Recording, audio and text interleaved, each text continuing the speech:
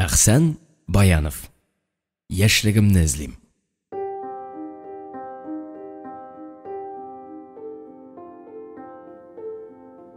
Тулай тырах. Ул күптән сүнгән. Бары да йоклыйлар. Ә мин тынычлыгымны югалттым.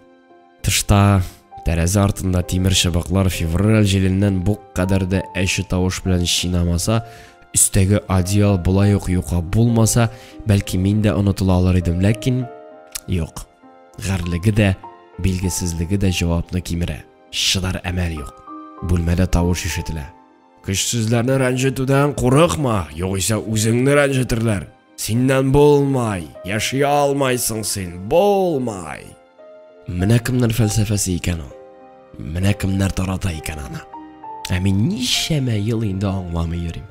Һәркемнең бөтен тормышын, яшәү принцибын, аның киләчәген хәл итә торган шушындый җаваплы минутлары була. Киләчәк менә шушы минутта нинди карар кабул ителүгә бәйләнгән. Алда дилемма. Намус дип исемләнгән юк дәрәҗәсендә тар бер сызыкны атлап чыксаң, сине җиңү оҗмах көтә кебек. Һәммә соңыннан кайберәүләр бу адымны атлаганга гомер буе үкенәләр. Үзләрен җинаятчы итеп исәплиләр һәм бәхетле була алмыйлар. Ләкин кайберәүләрне намус дигән нәрсә борчымый. Алар гомер буе тыныч яшиләр, үзләрен бәхетле дип хис итәләр. Хәтта баягы кешеләр кебек мактаналар, сәләт билгесе дип карыйлар. Бәхет шундый нәрсә инде ул. Кем аны ничек күрә? Берәүләр ул сызыкны атлый алмыйлар. Һәм мондый чакта үзләренең киләчәк карьераларын югалталар. Уңышсызлыкларга очрыйлар. Бу хәлдә дә шулай. Берәүләр үзләрен бәхетсез, неудачник дип атаса, икенчеләре намуслары чиста калудан горурланган хәлдә тыйнак тормыш белән канәгатьләнәләр һәм үзләрен хөрмәт итәләр. Бик гади фәлсәфә үзе, тик менә шишеп кара. Әгәр мин бу юлы барлык фәлсәфәләрдән баш тартып авылга кайтып китсәм, мин анда нәрсә көтә?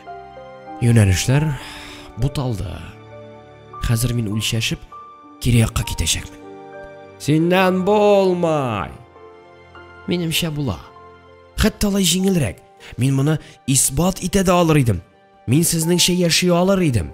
Әшәкелеккә намус кына кымачаулык итә. Бүгеннән башлап юк.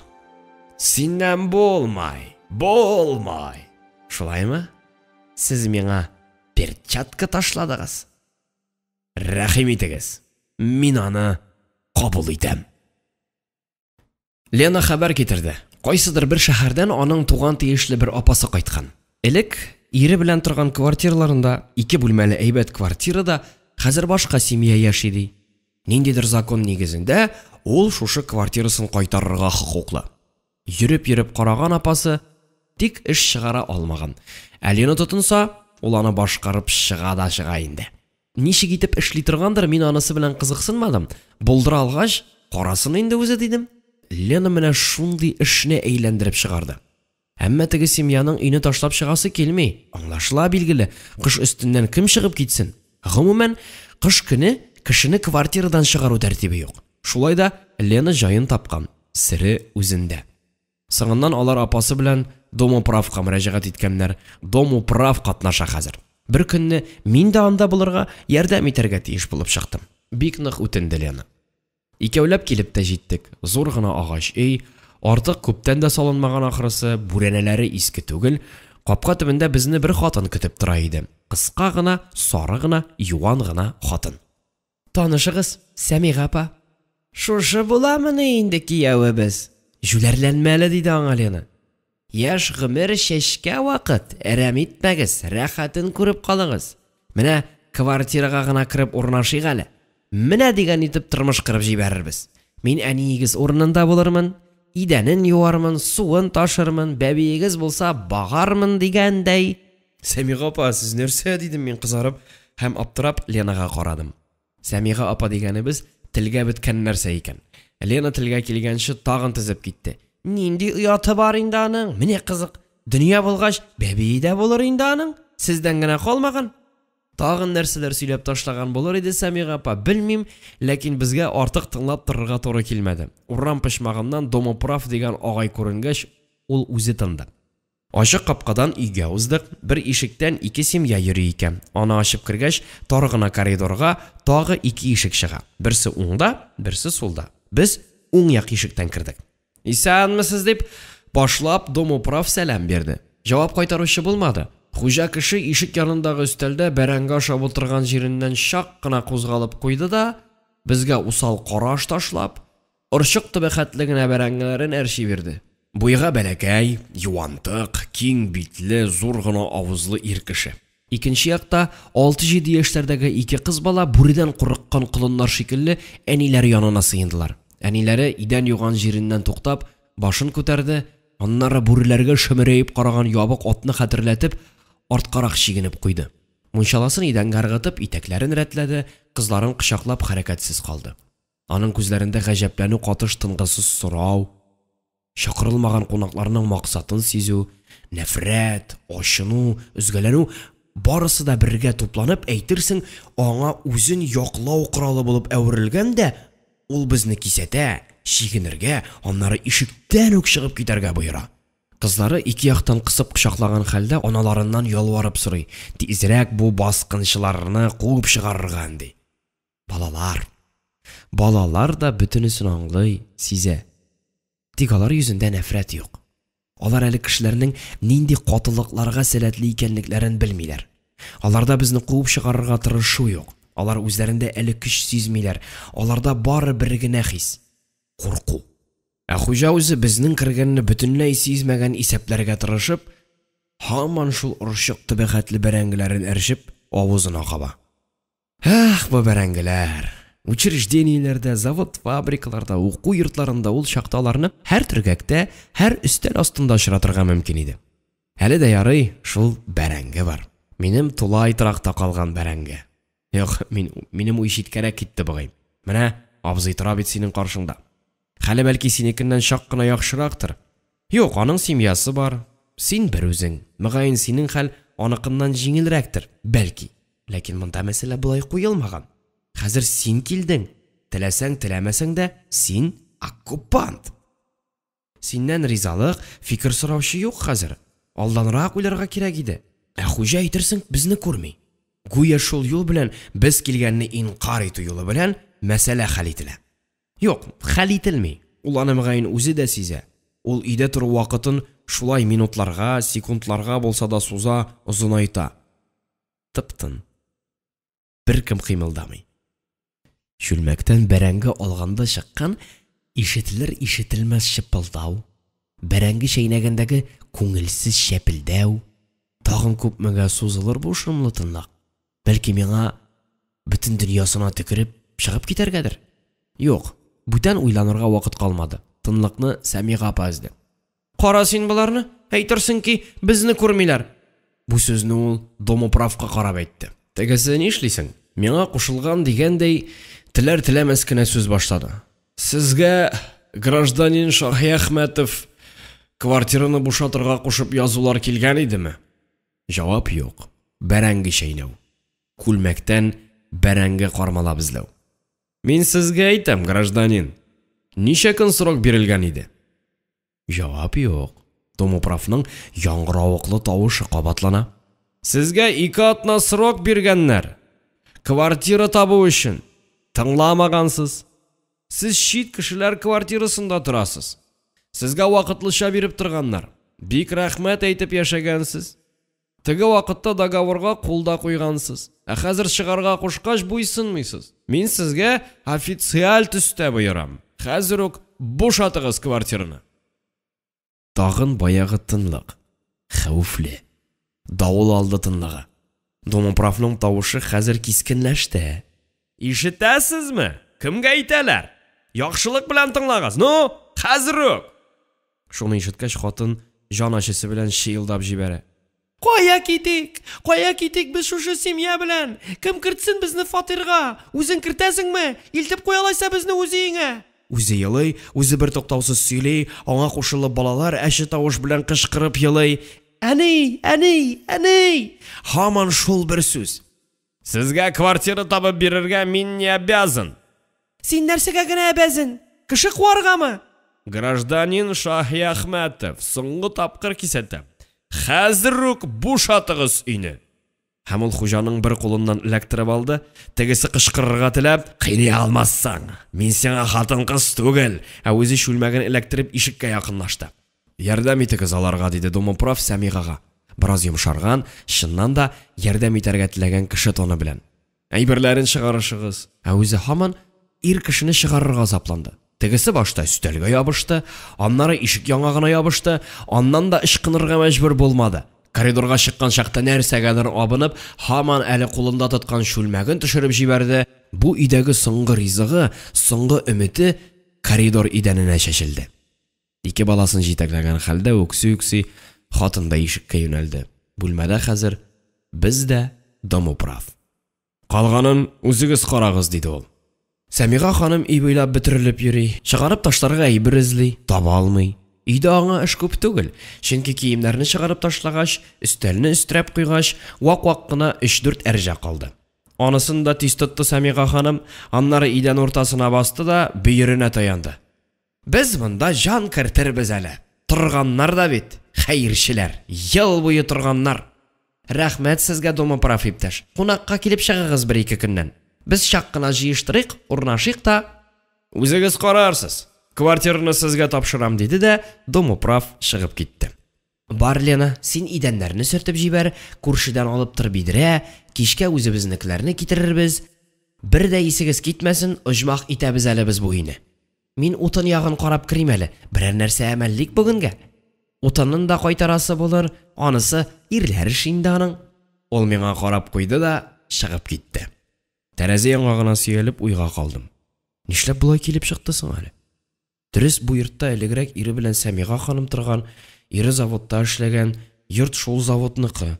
Ире армиягә алынгач, хатыны да аңа ярып, ул хезмәт иткән шәһәргә күчкән. Вакытлыча килешү белән шушы семьяны калдырганнар. Сәмига ханымның закон буенча үз квартирасына кайтып урнашырга хакы бар, ләкин кыш өстеннән ул кешеләрне куып чыгара алмый. Лена тотынгач, Лена ничек башкарды икән бу операцияны? Мәгәен абыйсының авторитетына таянып, башка кешеләр аркылы оештыргандыр. Хатын-кыз икесе ике яктан бөтерелеп, өй эше эшләп йөриләр.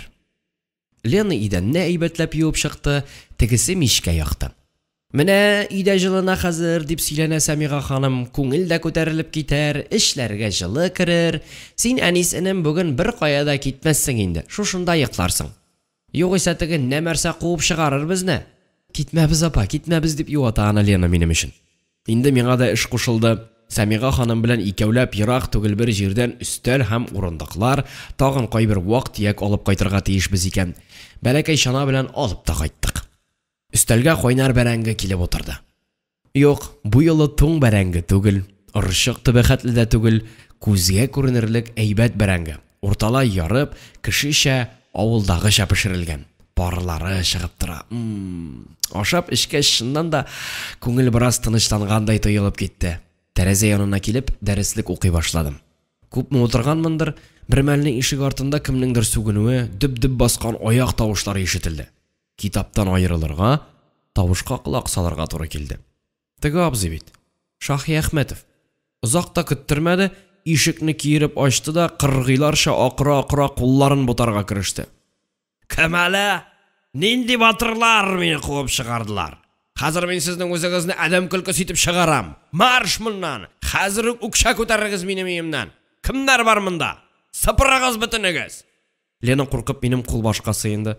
Сәмига ханым шыелдап җибәрде. "Әнис, утыра бит, утыра!" Карыйм, абзый бераз төшереп алган икән. Кулында андый-мондый нәрсә күренми. Гәүдәгә миннән шактый бәләкәй, көч ягы белән ачлы-токлы йөргән малайныкыннан рәтлерәктер, ләкин исереклеге хыянәт итә. Шуңа күрә тынычлыгым югалмады һәм кулга нәрсә булса да эләктерергә ашыкмадым. Бәлки мин аңа бер сүз дә әйтмәгән булыр идем. Тузыныр иде дә чыгып китәр иде. Бәлки үзен квартирада ук калдырып чыгар идем, ләкин монда хатын-кыз, монда Лена.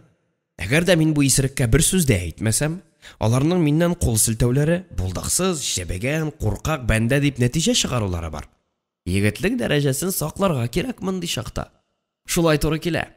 Һәм мин йөземә усаллык чыгармыйча гына, тыныч кына ишеккә табарак атлап, әйбәт кенә аңлата башладым. Син, абзый кеше, былай тавыш куптарып йөрмә инде. Яхшы түгел. Минем кызмауны куркудан, көчсезлектән дип белепме, агай тагы да тупасрак акырды. Нәрсә? Курыктыңмы? Шулай шул. Мин маленький да удаленький. Миңа үзенең мактануы белән бигрәк тә кызганыч тыелды бу кеше. Көчсез кеше һәр вакыт шулай мактанучан, үзем тел белән юатучан була бит. Ишек янына килдем дә, уң кулыннан тотып, мускул шактый нык икән әле, ул хәтле бетереп ташларлык түгел, кайырдым да читкә әтәрдем. Ишекне шап итеп ябып бикләп куйдым. Тынычланырга ниятләп Лена янына караватка утырдым. Әмма теге яктагы Сәмига ханым тынычлана алмыйча һаман сөйләнүендә булды. Үтерә икән, харап кына итә икән. Хуҗа кеше тузынуын, ямсыз сүзләр белән сүгенүен ишек артында дәвам иттерде. Сез уйлагансыздыр, куып чыгарлык та тыныч гомер итәрбез дип. Ник кергәнегезгә үкенерлек итәм әле мин сезне. Кабригездә дә тыныч ятмаслык итәм. Әнис, ни карыйсың? Ни җаның белән түзәсең? Бүлмә эчендә шулай чыелдылар. Тыштан кеше ишекне тарта, ныклабрак тарткан иде, ишек бавы шартлап сынды да, агай чак артына әйләнеп төшми калды. Инде миндә дә ачу кузгалды. Санга сукмауына, куркытырга уйлауына җенем чыкты. Җитмәсә кайырып ачылган ишектән атылып кирде дә, минем муен төбенә салмак кына берне ямап та куйды. Инде мин үзем дә нәкъ үзенчә җавап кайтардым. Кунак итеп биразга гына тынып торды да, баягыдан да яман үкереп, туп-туры минем өскә ыргылды. Мин чигенеп куйдым, иелдем һәм бар гәүдәм белән аңа атылдым. Тавыш тынды.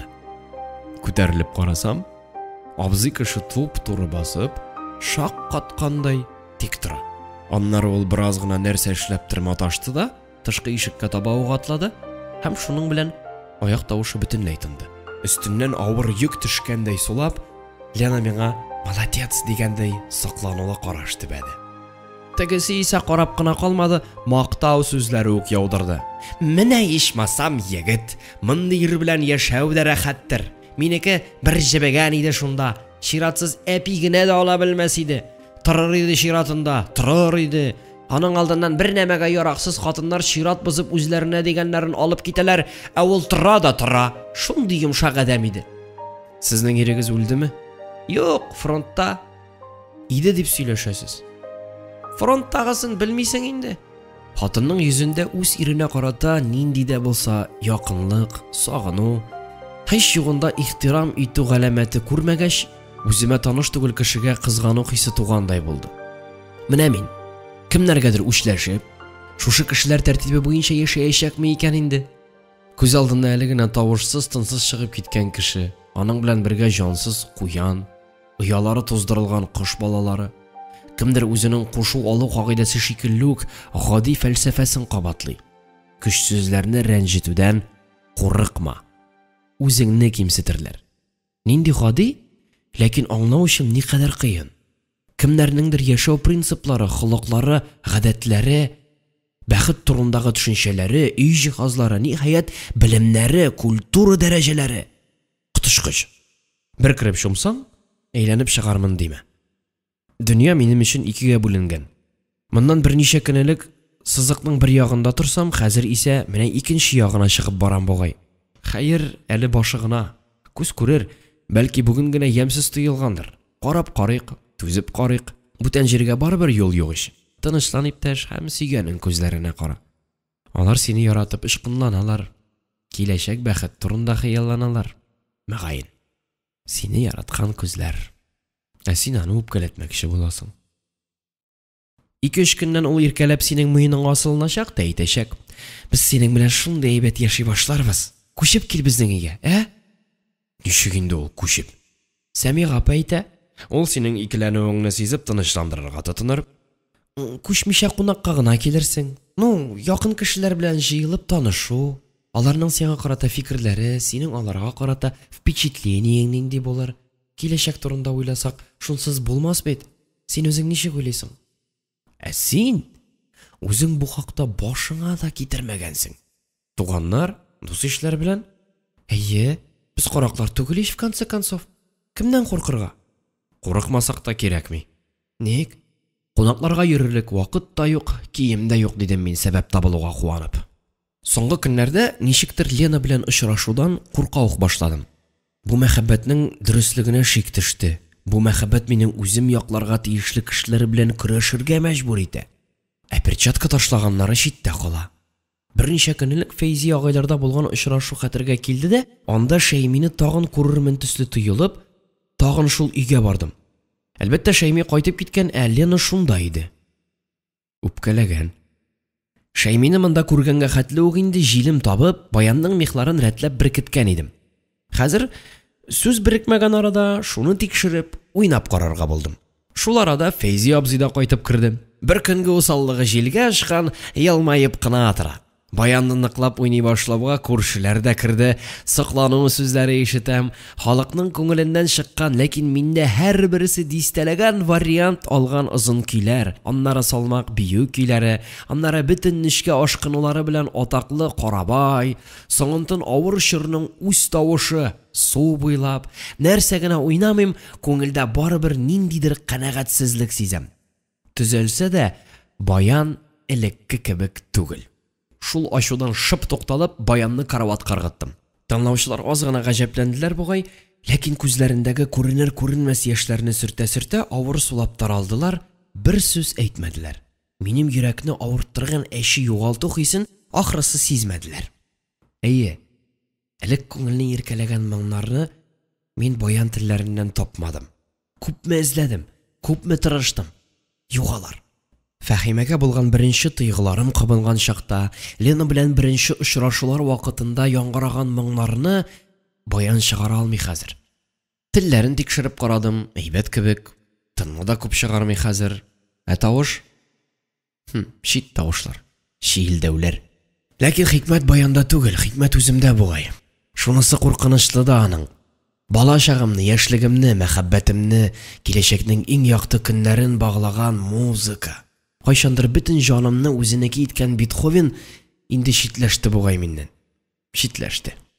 Ленага сөйләп карадым, гаҗәпләнә. Элеккедән һич начар яңгырамый. Каян уйлап чыгарасың җыен чүпчарны? Ул сизми, ул димәк башка кеше. Аңа барыбер. Димәк җаннар белән без чит. Менә нинди ачыш. Иптәш Бадигин, сез ничек уйлыйсыз? Костюм сатып алсак? Костюм? Минем акчам юк. Син һаман үзең турында гына. Монда мин дә бар бит әле. Синең иң якын дустың. Син мине кем дип беләсең? Ярарлайса, монысын да калдырып торабыз. Ләкин теләсә каян тап, бу шимбәдә безгә кунакка кил. Кичкә 6-дан да калма. Ий туе, белдеңме? Тагын Сафуан абзыйга бардым. Бөтен уйлар, икеләнүләремне, шикләнүләремне сөйләп бирдем. Өйләнергә ниятең юктыр бит, диде ул шаяртканда итеп. Юк. Алайса артык зыян да юк. Яшьлекнең шундый бер җүләрмәле була инде аның. Мәхәббәтен калдырып, Лена кебекләр белән тынычлык таба. Аптыраудан, бәхәскә көч җитмәүдән бер сүз әйтә алмадым. Ул миңа тагын нәрсә дә булса әйтер шикелле иде. Шуны көттем. Ә ул өстәлдә таралып яткан китапларын җыя, тагын каядыр китәргә әзерләнә. Башында бөтенләй икенче төрле уйлар ахрысы.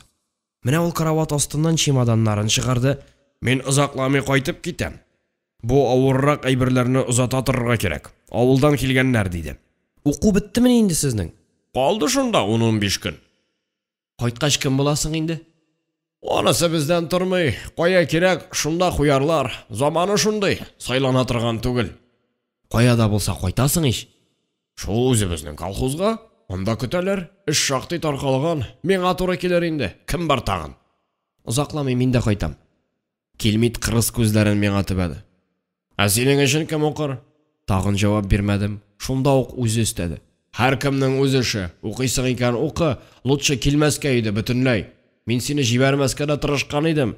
Бер нәрсә уйласаң, сине бит тыя торган түгел. Менә хәзер укымам инде. Синекечә.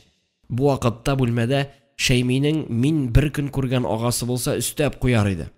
Булмай синнән, булдыра алмыйсың. Ул хаклы икән шул. Яши алмыйм икән мин аларча. Ләкин мин Лена чакырган мәҗлескә бармый кала алмыйм ахрысы. Шулай булмаса хәзер мин Сафуан абыйдан костюм сорап торыр идем мени. Бәхетсезлеккә каршы ул бернинди искәрмәсез алырсың дип кенә куйды. Кунакка тәки барырга туры килер микәнни? Һәм нишләп әле мин гел Ленага буйсынам? Вакыт җиткәндер ахрысы. Мин үз ихтиярымны табарга тырышам. Сафуан абзый эчтәлеген үземдә тоймаганга күрә, аның рәвешен алмаска, костюмын киеп кунакка бармаска карар кылам.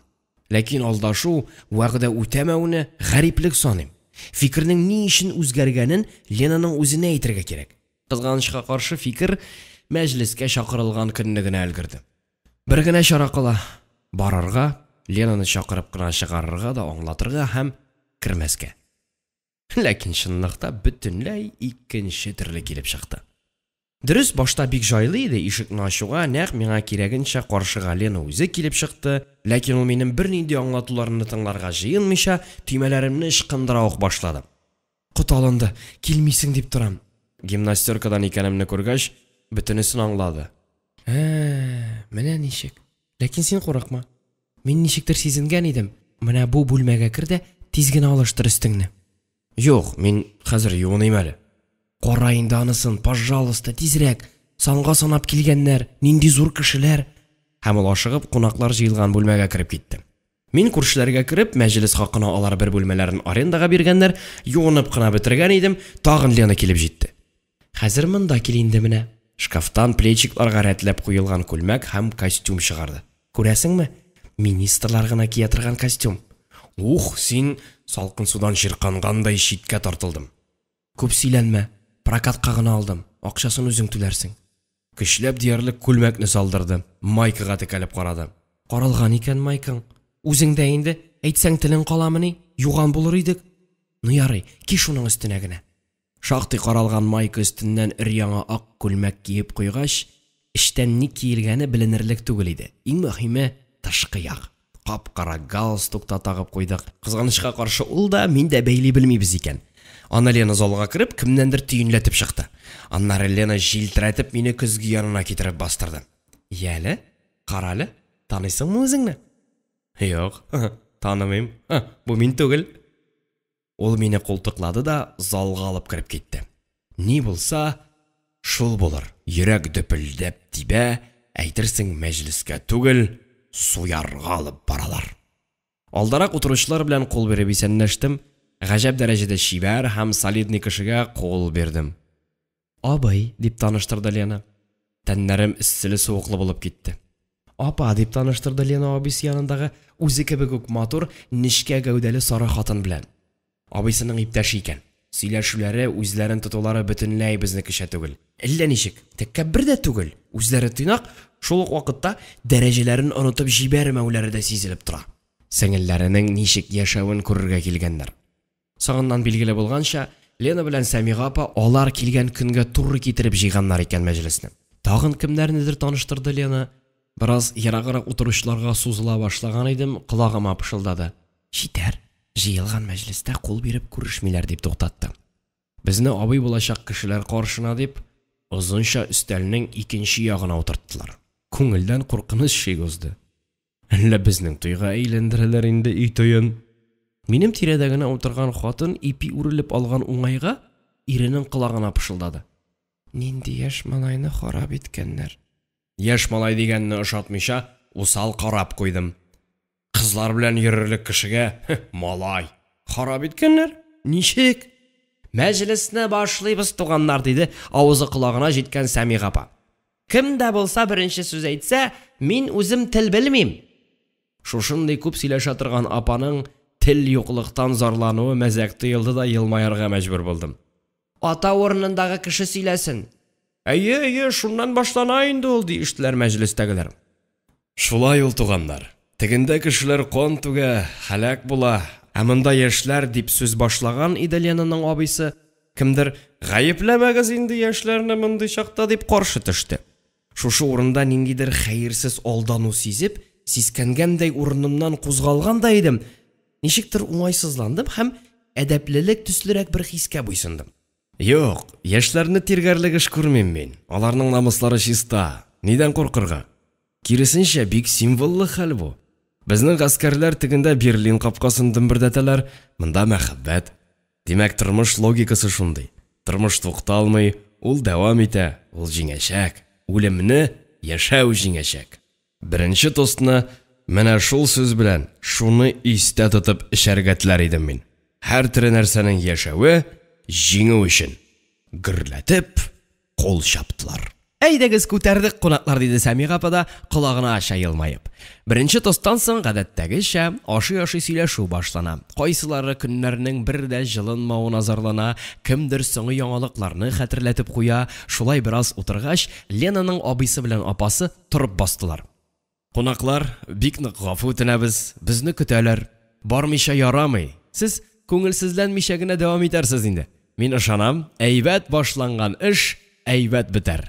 Бөтенесе аягүрә басып, аларны озата чыктылар. Бик вакытсыз булды. Мәҗлесебезнең яме китәр инде, диештеләр. Нишлисең, эш кешесе, казённый кеше, булмыйдыр шул. Гаепләштән булмасын кунаклар. Бик матур гына утыра бирегез. Бик гаибә. Коридорда тукталган идек. Күрше бүлмәдән Шаһи Әхмәтов чыкканын күрдем дә, тәннәрем шымырдап куйды.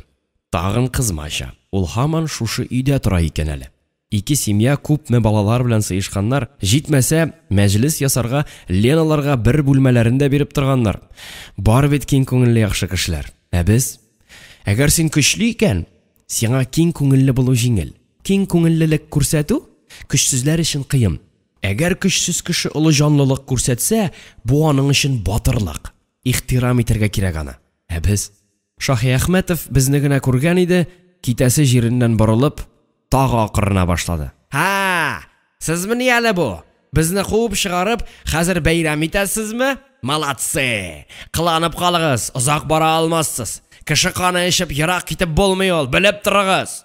Кайберәүләр тынычландырырга тырышса да, бу аны тагын да кытыртты гына. Сез барыгыз бер яклы, конечно. Әллә белми дип беләсезме? Беләбез, бик яхшы белеп торабыз. Бүген ашаганыгызны яңадан чыгартырбыз әле. Каныш кешеләр, йырткычлар. Менә кешене нинди хәлгә калдырдык. Ленаның абыйсы безнең намусны чиста диде. Хәзер аңлагандыр инде. Шуңа күрәдер, чырае караңгыланып, тиз генә ишеккә таба юнәлде. Урамга чыгарга мөмкинлек туудан файдаланып, без дә иярә чыктык. Анда машина көтә икән. Тегеләр тиз генә машинага утырдылар да, выжлатып китеп тә бардылар. Калдык. Безнең арттан Шаһи Әхмәтов та чыгып җитте. Убырлар, мәгез! Үземне дә тотып алыгыз. Жал түгел, мәгез! Ярый әле бер хәерлесе аны култыклап, каяккадыр озатып китте. Тик ул анда да күздән югалганчы акыруын белде. Ашагыз мине, рәхәтләнегез, туярсыз. Җай белән генә якын килеп, бер көнне хәл өчен гафу үтенгән идем. Юк, ул минем күкрәгемнән дөпелдәтеп этеп кенә җибәрде. Барыгыз да бер иш.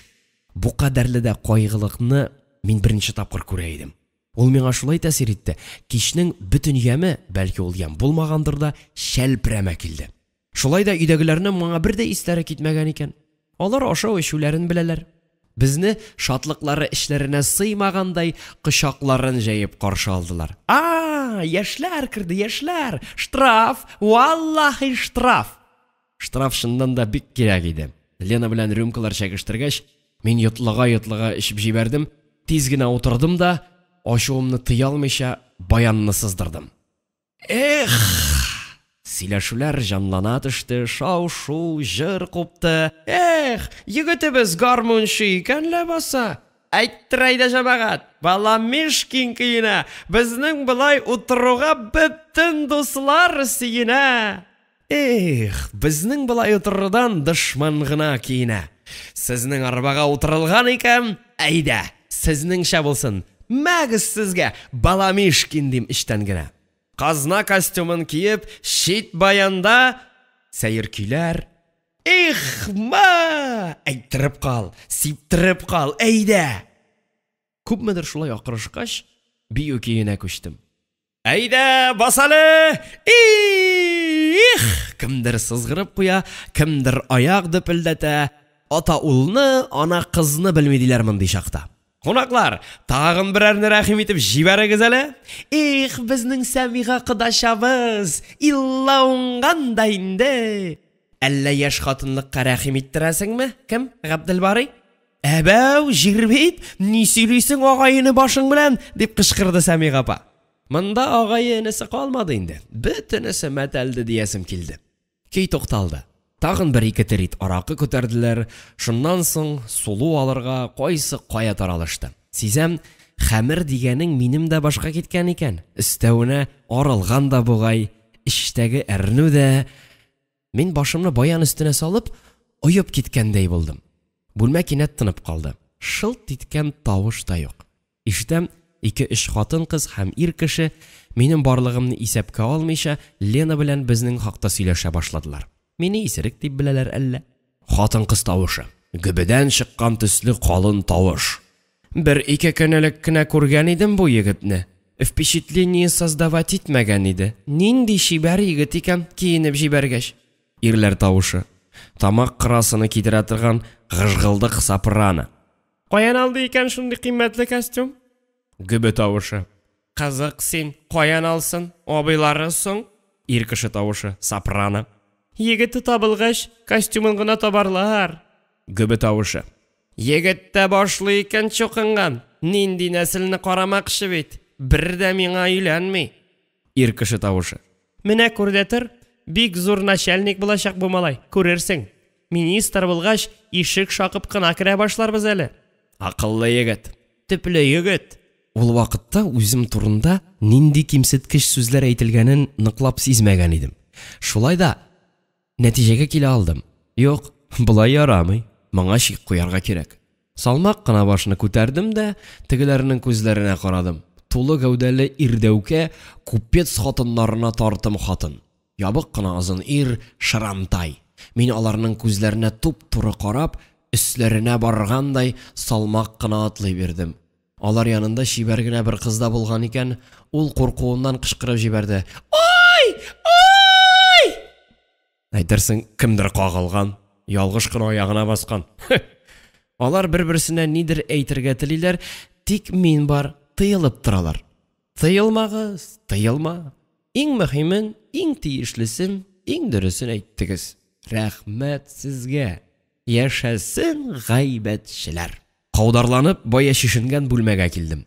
Лена шул тирәдә коридорда кемнәрнеңдер күңелен күтәрергә тырыша, ирле хатынлы үпкәләшкәннәр бугай. Көзге янына килеп бастым. Анда миңа чак кына таныш бер егет басып тора. Өстендә бастон костюм, яшь, шибәр. Кемнәрдер бу кешене кич буе минем исем белән атадылар.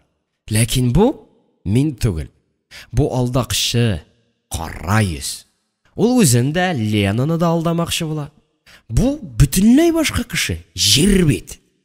Нервланып костюмны, күлмәкне салдым, аннары шайкала-шайкала үз киемнәремне кидем дә тагын көзгә каршына килдем. Менә монысы мин. Искиткеч шәп ялкыш. Бу бөтенләй башка. Һәм мин менә шунысын артыграк күрәм. Искә үземнең кара телогрейкамны кия башлаган идем, Лена җиңнән эләктереп алды. Әнис, ничек аңларга моны? Син акылдан язгансың. Әйе, акылдан язганмын. Катырак ишкән, ят кырыгыз урын җәеп диде кайсыдыр. Ул арада бөтен мәҗлес халкы минем янга җыелды. Бая баш өстемдә сөйләшкән ир белән хатын да килеп баскан. Үзләренә үзләре ышанмыйча күзләрен чыт-чыт йомалар. Теш түгелме янәсе? Юк, теш түгел бу. Күрегез, теш түгел. Мине исерек дип уйласагыз, ялгышасыз. Мин акылдан да язмаган. Бая сезнең белән утырган кеше мин түгел. Ул бөтенләй бүтән иде. Ә мин бу өйгә ялгыш килеп эләккән кеше. Гафу итегез, тынычлыгыгызны урлап китсәм, ачуланмагыз. Яп-якты иртә. Язгы нур ниндидер яңалык вәгъдә иткәндәй, ялыккан тәнгә хәл керткәндәй тоелды. Кайдадыр якында гына инде ничә ел буе көткән сүз ишетелде.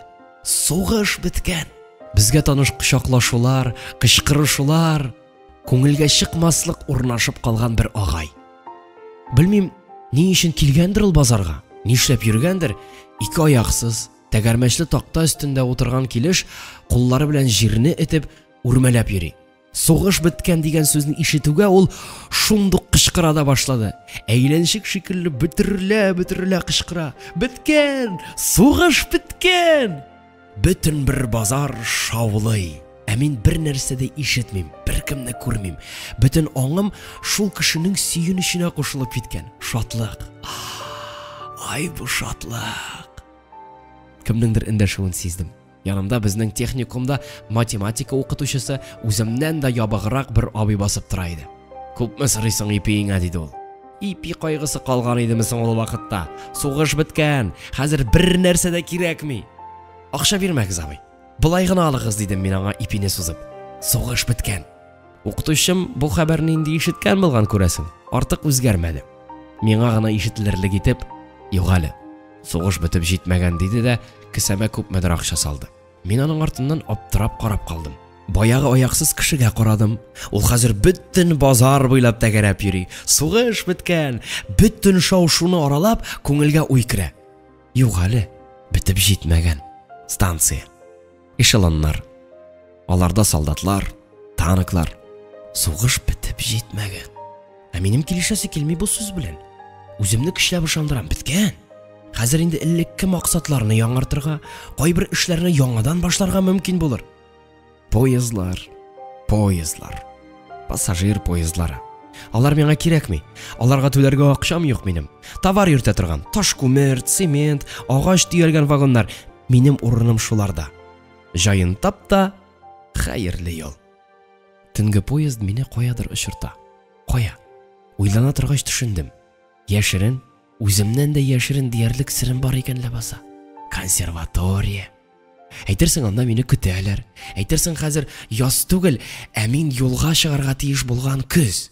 Әйтерсең, кичәге көнне бүген эзләргә барам. Әйтерсең, мин ярым шашынган хәлдә узган көнне куып барам. Хатамны төзәтмәкче булам. Бәлки миңа хәзер азы да җитә торгандыр. Барлык теләкләрем тупланган шул изге йортны тышкы яктан гына булса да туйганчы бер карап торасым киләдер. Ишек төбенә барып егылсам да, бәлки минем иң зур бәхетем шулдыр. Таң иңгер-меңгере. Салкынча җил исә, станциядә поезд тора.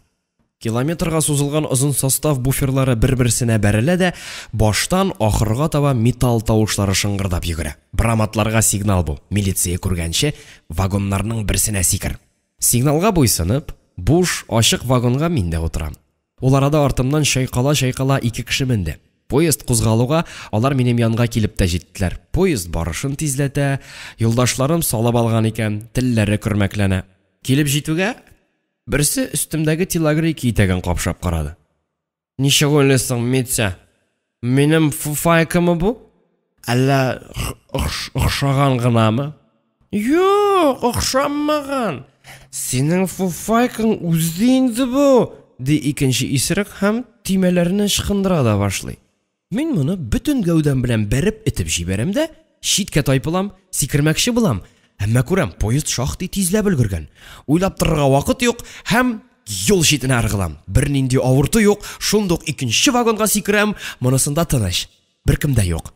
Будкага утырып, уйырга да мөмкин. Таң атты. Сәфәр тагын дәвам итә. Вагон түбәсендә. Зуррак станцияләрдә эш харап, теләсә кайсы вагоннан сыбызгыларын шырылдата минем кебек юлчыларны шүплиләр. Тагын шундыйрак станциягә җителде.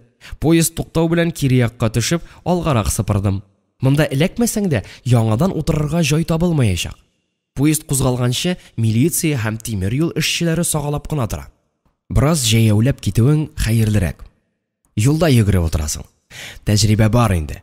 Поезд әкренрәк барырга тиешле җирне чамалый алсаң, кыен түгел. Бу юлы мин 2-3 километр ары киттем. Поездны яшел үлән арасына утырып көтәм. Монда тимер юл тигез җирдә, биек түгел, вагонга ябышу җайлы булырга тиеш. Поездның тизлеге генә ничек туры килер? Ярактан паровоз дөпелдәүе ишетелде.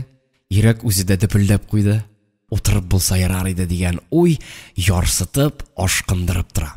Әгәр монда ачык яланда төн кунарга калсаң, паровоз пышкыра килә, чын чабуы белән чаба.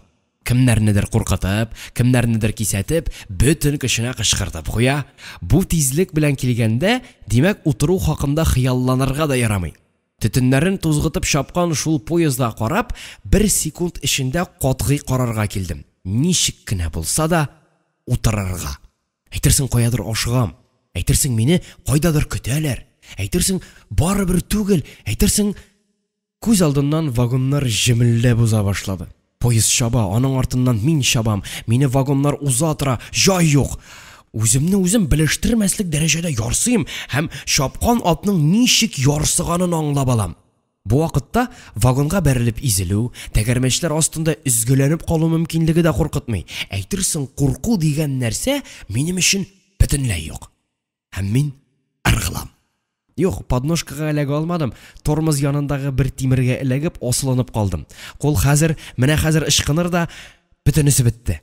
Бармаклар тимергә чытырдап ябышкан. Мин инде үлем әчесе кушкан соңгы ыргылышны ясап, буферлар өстенә күкрәк белән ятам һәм гәүдә авырлыгының аскы якка тартуын сизеп, бер секундта биттем дигән уй белән шашам. Икенче секундта нәкъ үзем теләгәнчә дигән уй килүен сизәм дә тынычлангандай булам. Тагын бер секунд, нәрсә уйлаганымны инде белмим, хайванный бер талпыныш, тиренең үлемнән саклану инстинкты белән турникта атынган шикелле башны алга, аякларны артка ыргытам һәм күкрәк буфер өстендә тигез урнаша. Менә инде корсак белән ятам. Һәм поездның кытышкыч тизлеге белән баруын, буферлар кинәт бәрелешсә, тагын тәгәрмәчләр астына очачагымны сизәм. Ләкин бу хәл мине тагын һич тә куркытмый икән. Башка сәер бер фикер килә. Батырлык дигәннәре әллә шушымы соң? Әйе, аны барыннан да элек куркудан өстөнлек дип исәпләсәң, шушы була торгандыр инде, батырлык. Теләсәң инде куркыныч янасын, мин аңа бирелмим. Минем өчен куркыныч түгел, миңа барыбер икән. Тагын бер кат талпындым да, бер аякны буфер өстенә куя алдым һәм үземне ат өстендә итеп хис иттем. Димәк, миңа үлем кагылмый узды. Икенче бер секундта уй тагын искегә кайтты. Нәрсә эшләдем? Батырлык эшләдемме мин? Әйе, батырлык. Ләкин аның эштәлеге юк. Ул беркемгә кирәкми, чөнки аннан һич нинди файда юк. Кешеләргә дә, үзеңә дә. Бу тик гади өметсезлектән туган шашыну. Ә батырлык ул өметсезлектән түгел, өмет зур булудан, шул хәрәкәтнең кешеләргә нәрсәдер китерәчәген сизүдән, алар алдында бурычыңны аңлаудан һәм шуны үтәү омтылышыннан килә. Шуңа күрә үтәлеш хәлендә үк рухи канәгатьләнү китерә, шатлык китерә, бәхет китерә. Синнән бу куркыныч эшне беркем дә сорамады, көтмәде. Шуңа күрә беркем дә белми дә калды. Һәм шуңа күрә ул сиңа дан да китермәде, шатлык та. Жаныңа рәхәтлек түгел, ниндидер бушлык, ризасызлык эшен генә калдырды. Поезд пышкыра-пышкыра чаба да чаба. Юлның әйтерсең шиге юк. Ул миңа көн сайын яңа танышлар китерә. Свердловскига якынлашып килгәндә, кичкенә станцияләрнең берсендә үзем кебек үк яшь егет белән очраштым. ФЗИ укучысы, кара бушлаты һәм фуражкасы күрсәтеп тора. Авылга кайтып бара икән. Без аның белән бик тиз дуслаштык. Аерылышасы килмәгәнгә, аңа үзем белән Свердловскига барырга, соңыннан үзебезнең якка икәүләп кайтырга тәкъдим иттем. Свердловскига ни өчен баруымны әйткәч, дустымның никадәр гаҗәпләнүен күрсәгез иде. Шулай да ул ризалашты. Чираттагы поездларның берсенә вагон түбәсенә утырдык. Иптәшем артта. Мин җилкәне алга куеп аңа карап барам, ул миңа. Дөньяда ниндидер урын, үз урыныбызны табу хакында сөйләшәбез. Аркага салкын җил бәрә, муенны бөкшәйтеп тилагрикны башка ук күтәреп куям, былай җылырак тоела. Поезд чаба да чаба. Әйтерсең, ул тормыш үзе. Кемнәрнеңдер монда үз эшләре, үз вазифалары бар. Машинист поездны алып бара, берәү паровоз миченә күмер тутыра, ут өсти, кемнәрдер йөкләрне саклый. Ә без вагон түбәсендә законсыз йөк.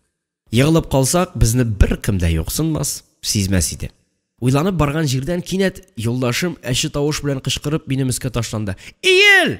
Күз ачып йомган арада мине кочаклап яткырды. Кинәт мин үземне төпсез кыйга төшеп киткәндәй хис иттем.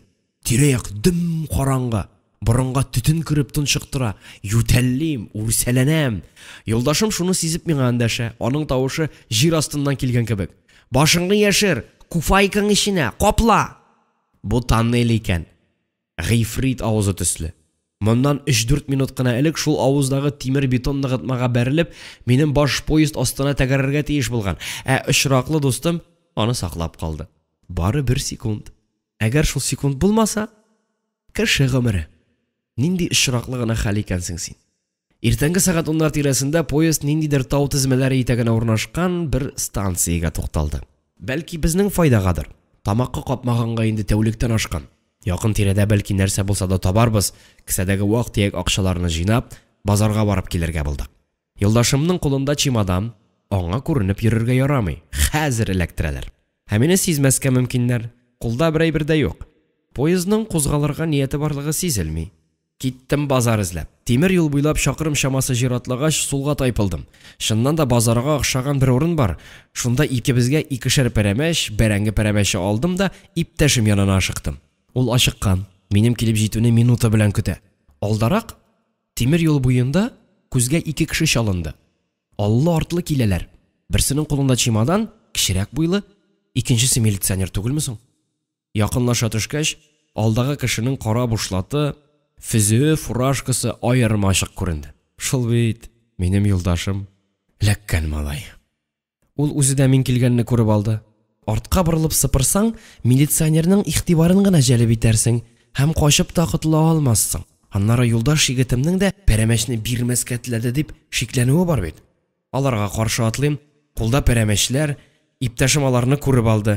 Тәүлек буе ризык капмаган кешенең күзләре пәрәмәчкә ничек өзелеп каравын кем аңламас? Ничә генә метр? Үз пәрәмәчләре, ә ул аларны ашый алмый. Амсынудан бары тик төкрекләрен генә йотып куя, һәм муен мускуллары нәрсәдер ашагандагы кебек хәрәкәтләнә. Бер-ике генә адым. Бу минутта мин мә пәрәмәчләреңне дип эндәшергә әзер идем, тик ул үзе минем белән бөтенләй таныш түгел кеше сыман карашын читкә борды. Мин нәрсә эшләргә белми аптырап, адымнарымны акрынайттым. Милиционер шикләнмәде, илтифатсыз гына карап узды. Киттеләр. Шул вакыт әле генә аерылышкан юлдашымның тамагын кытыклаган ачлыкны җиңеп, иптәшлек тугрылыгына хыянәт итмәвен, ике пәрәмәч өчен очраклы иптәшен дә үз артыннан ияртмәвен уйлап, иң яхшы дусны югалткан төсле ачынып куйдым. Икенче көнне үзем дә икенче бер милиционер кулына капкач, һәм мине каядыр юл тотучы пассажир поездына кертеп бикләгәч кенә, бу ачыну кимегән кебек булды. Хәзер инде мин үзем дә аннан яхшырак хәлдә түгел. Ләкин без поездда каядыр барабыз. Тәүлек ярымнан ябылучылар 20-30лап кеше җыелган иде. Кайсыдыр бер шәһәргә китереп төшерделәр. Тимер юл милициясендә допрос алдылар да, икенче булай буталып йөрмәскә киңәш итеп, чыгарып та җибәрделәр. Шәһәргә чыккач карасам, ис китте. Мине яңадан Уфага китереп ташлаганнар.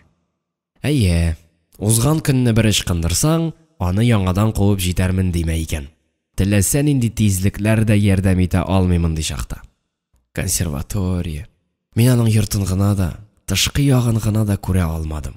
Ишек төбенә барып егылырга дигән теләгем генә дә үтәлмәслек зур максат булып калды хәзер. Дөнья. Инде мин нишләргә тиеш?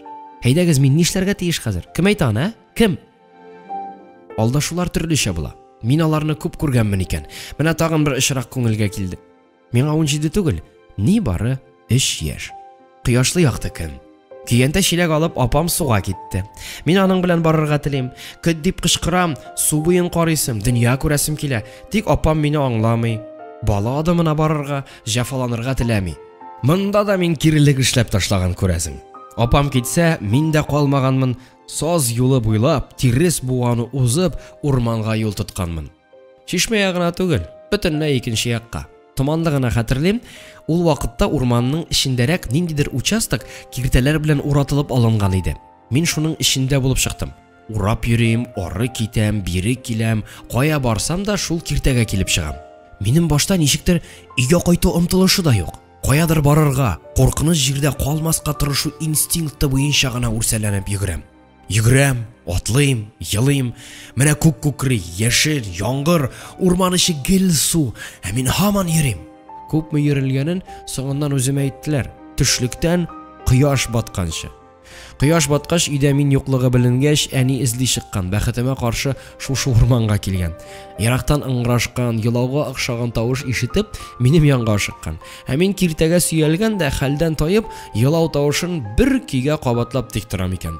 Әни мине кулына алгач, шунда ук йокыга киткәнмен. Мине анда әнием коткарды. Ә хәзер кем эзләр мине? Мин югында Сафуан абзый авылга кайтып киткән иде. Ялгызлыктан эшләр жуылдап китте. Бүтәнчә түзә алмам. Тизрәк авылга. Шул ният белән Фәйзи абзыйларга барсам, яңа хәбәр. Ленаны Сәмига апасы куып чыгарган, һәм ул хәзер башка җирдә тора икән. Тагын да сәеррәге. Ул ниндидер Зөфәр Мәүлиханов дигән баянчы белән шуалаймыш. Бар икән хәлләр, анысы да баянчы. Ышанам, ләкин бер дә ышанасы килми. Тагын да гаҗәбрәге, шушы алама хәбәрне ишеткәч, минем Ленаны яңадан күрәсем килә башлады. Ул бөтенләй икенче, ят кешегә әверелгәндер кебек. Әгәр әверелмәсә, ничек, нинди күзләр белән карар икән ул миңа? Әйтерсең, ничек караса да барыбер түгел. Ни өчендер күзәтә, эзли башладым. Андый-мондый хәл чыга калса дип, бик әйбәт сугыша белә торган иптәш алып, ул яшәгән Тулайтракка килдек. Моннан ярты гына сәгать элек Зөфәр дигәннәрнең шунда кирип киткәнен күргән идем. Ул кире чыкканда, без аны каршы алачакбыз. Көттек. Караңгы төште. Чыкмадылар. Ярты төнгә хәтле көткәнбездер, күренмәделәр. Икенче көнне консультациядән соң тиздән техникумда имтиханнар башлана, килсәм, ишек бикле. Күрше кызларыннан сораштым. Алар безнең ни өчен сакта торыбызга гаҗәпләнеп, соңыннан эшнең нәрсәдә икәнен чамалагач, бүлмәләрнең берсендә теге кешегә урын җәеп, шунда йоклатканнар. Лена белән бүтән күрешү, сөйләшү булмас дисәм, 3нче көнне техникум капкасы төбендә ул үзе мине көтеп тора иде. Күрмәгәнгә салышып узмакчы идем, кулымнан эләктерде дә, берни булмагандай күзләремә текәлде.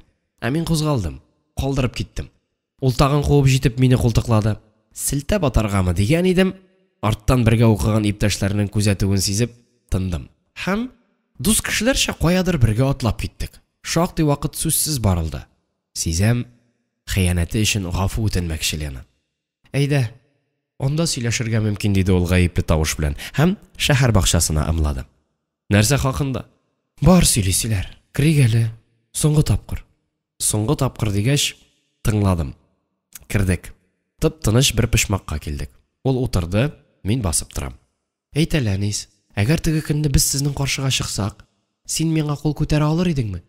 Мин нәрсә әйтергә белмичә аптырабрак калдым, чөнки нәрсә килеп чыгасын без алдан планлаштырмаган идек бит. Белмим дидем мин салкын гына. Шулай да. Тәки кыйнар идеңме? Нишләп мин? Анда мин генә түгел ич. Менә ничек? Синең иптәшең. Ул каты куллы. Аның белән сугышып караганым бар. Ни сөйлисең син? Кала малайлар өйрәтә. Теге кешене нишләтер идегез? Анысын син? Мөгаен. Рәхмәт дөресен сөйләгән өчен. Кеше сугышканда да честный булырга тиеш. Анысы сезнеңчә. Биттеме? Мөмкинме миңа китергә? Лена, ничек килешмәдекме әле дигәндәй гаҗәпләнде. Мин аның күзләрендә нәрсәдәндер уңайсызлану, үкенү сизгәндәй булдым. Аның төсе үзгәрде. Мин инде араны үзәргә бик вакыт икәнен, кызыгы китә башлавын аңлатам. Ул риза түгел. Мин аңа ачуланмыйча гына әйтәм. Тапкансың иштеге артистны. Шибәр генә кеше күренә. Матур гына әйтеп йөр инде. Миңа комачаулама. Мин сиңа комачаулыйм?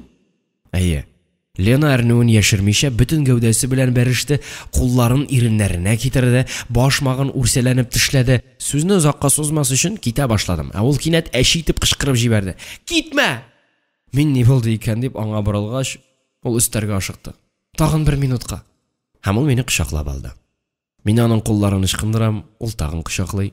Мин тагын читкә әтәм, ул кулларын миннән ычкындырмаска тырыша. Менә ул, хәле киткәндәй алга шуып, җиргә ягылды һәм тезләремне кочаклап үксергә тотынды. Ни хикмәттер, кеше еласа, кызганудан минем йөрәк сызлый һәм кем генә булмасын, мин аны юата башлыйм. Сүзен тыңларга, теләген үтәргә тырышам. Үземә кыенлык китерә торган эш булса да, аныңча эшлим. Бу юлы аның үксүе кызгану уятмады, ачуны гына китерде. Менә ул бөтен хатын-кыз затын кимсетеп, минем аяк астында уйный. Бәлки шуның өчен нәфрәт кузгалгандыр. Кешелек дәрәҗәсен аңламаган кешеләрне гомерем буе күрә алмадым. Минем өчен моннан да зур түбәнлек юк. Андый кешеләрдән һәр төрле әшәкелекне көтәргә мөмкин. Иштә җыелган ачуны тыярга тырышып, кырыс кына әйттем. Тор. Гафу ит, Әнис. Менә тагы. Минем гафу итүем ник кирәк инде аңа? Ул шуңа мохтаҗмы? Чынлыкта ул гаеплеме? Безнең аралар бозылганга шактый инде. Мин аны үзем ташлап киттем. Моннан соң ни теләсә, шуны эшләргә хакы бар кешенең. Гомумән ирекле. Минем сиңа ачуланганым юк. Ялганлама. Күреп торам, минем белән бер кайчан да булай сөйләшкәнең юк иде. Тор, сөйләшәсең килсә. Ул теләр-теләмәс күтәрелде. Башы иелгән, үзе һаман үкси, күзләрен сөртә, башка уй килә. Фәһимә булай эшләмәс иде. Ул бөтенләй моңа охшамаган. Ышанычлы мәхәббәт яшьләре оялшан була, аларны күрсәтмәскә тырышалар. Күрсәтәләр икән, мин сагаям. Монда ниндидер сер, максат яшеренмиме? Әлбәттә инде, кеше үзен үзе белештермәс дәрәҗәдә ярсыган булмаса. Бу кадәр бәгырсез икәнеңне башыма китерми идем. Сиңа ни кирәк миннән, Лена? Синсез мин дөньяга япа-ялгыз калам. Беркемне дә синең кебек якын итә алмыйм. Алдарга гына җыеналар шикелле. Син минем янда булсаң, шул җиткән. Туйдырсам, атнага, айга бер очрашсак, шул җиткән. Мәхәббәт димим, анысын таләп итмим. Юкны таләп итеп булмый. Мин очрашу гына таләп итәм. Сорыйм. Ул миннән берни таләп итми. Монысы яңалык. Моңарчы бөтен нәрсәне тормышларыбызны бәйләүгә корган кеше үзгәреш бар димәк. Мондый хәлдә мин кешене ихтирам итә алам. Аннары бүгенгә җитәр. Иртәгә сөйләшербез дидем мин йомшак кына тонга күчеп. Лена үзе генә булдыра ала торганча иркә елмаеп, көзге болыт аша кинәт ай яктырган төсле ачылып, карап куйды. Ләкин ялгыз итмим, яныңда булмыйм дип икенче килсәм, бүлмәдәге бердән-бер өстәл кырыенда ят ир кеше утыра иде. Бу минем начальник. Шушы бүлмәне миңа бирүче дип таныштырды Лена. Ә мин билгеле, авылдаш. Техникум. Бүген мин аны калдырып, авылга китәргә тиеш. Ишек төбендә вахтер өстәлендә хатлар. Узып барган һәр кеше шуннан үз фамилиясын эзли. Мин дә шулай эшлим, хат юк, ләкин записка бар. Почерк буенча шундуктаным Лена язуы. Әнис, минем хәл начар. Бүгеннән соң теләсәң дә, бик теләсәң дә күрә алмавың ихтимал. Соңыннан үкенерлек булмасын дисәң, бүген кич минем янга килми калма. Соңгы кабат үтенәм. Лена. Бүлмәгә дә кирип тормастан аның янына чаптым. Ишек шакыйм, эндәшүче юк. Идә түгелдер ахрысы. Бераз иртәрәк килгәнмендер. Бераз урамда йөрергә кирәк. Бер сәгатьтән тагын килдем. Тагын ишек бикле. Инде кич җитте, караңгыланды. Сәгать 10 булгандыр, тагын килдем, ишек ачылды. Лена. Мин аны бу кыяфәтендә беренче тапкыр күрәм. Шундый агарынган, йөзе көл шикелле, сәламәтлек, кирлек, көч сирпеп торган йөзләре күм-күк булып кигән. Басып торырлыкта хәл булмагандыр ахрысы, ул бер кулы белән тезләренә таянган, икенчесе белән ишек яңагына тотынган. Идәндә ниндидер чүпрәкләр аунап ята, алар астыннан кан агып чыккан. Нишләдең син, Лена? Җаным дим, сорама. Чап тизрәк, скорый помощька, тизрәк, зинһар дим. Мондый чакта бәхәсләшүнең кыйбатка төшүе мөмкин. Мең төрле шиккә төшеп, тышка атылдым. Нәрсә бу? Үзенә үзе кул салганмы? Ни өчен? Ни өчен? Ярый әле ашыгыч ярдәм ерак түгел, шул ук урамда. Беренче сүзем, анда бер хатын кыз белән бәхетсезлек, эшнең нәрсәдә икәнен сораштыралар. Мин бер нәрсә белмим, шулай да барырга булдылар. Яңадан Лена янына чаптым. Бу юлы ул идәндәге чүп-чарны җыйган, караватында авыртудан газап чигеп утыра. Ничек? Диде ул мине күрүгә үк. Нечкә, җиз тавышы тагын да нечкәрә төшкән. Янып торган азгын күзләр тоныкланган, сүрелгән. Алардан хәзер хәлсезлек, курку сирпелә. Нәрсә булды? Нишләдең син димен тагын, аптыраудан түзә алмыйча. Соңыннан Әнис, иртәгә син монда килерсең.